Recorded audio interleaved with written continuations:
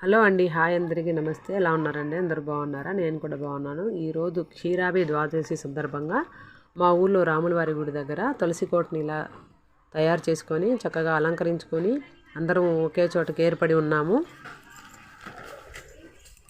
చక్కగా పూజ అంతా చేసుకోవాలని చెప్పేసి ఒక్కొక్కరుగా ఇప్పుడే వచ్చి అందరం ఇక్కడ పూజ దగ్గర కూర్చున్నామండి. మిగతా వాళ్ళంతా కృష్ణుని తీసుకురావడం కోసం అని వెళ్ళారు. చూడండి, కృష్ణుడిని కూడా తెచ్చి చక్కగా అక్కడ కూర్చోబెట్టేశారు. క్షీరాభి ద్వాదశి సందర్భంగా పూజలన్నీ నిర్వహించుకొని స్త్రీలందరూ వచ్చి ఇక్కడ దీపాలతో అలంకరించుకొని ఉసిరాకులు ఇవన్నీ తెచ్చి ఇక్కడ స్వామివారిని చక్కగా అలంకరింపచేసి ఇలా కూర్చొని పూజ చేస్తున్నామండి.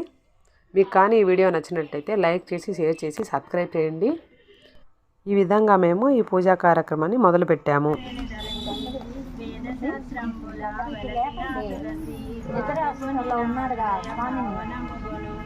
నల్లని రేగుల తెచ్చి బృందావనము నిలిపి ప్రాతకాలం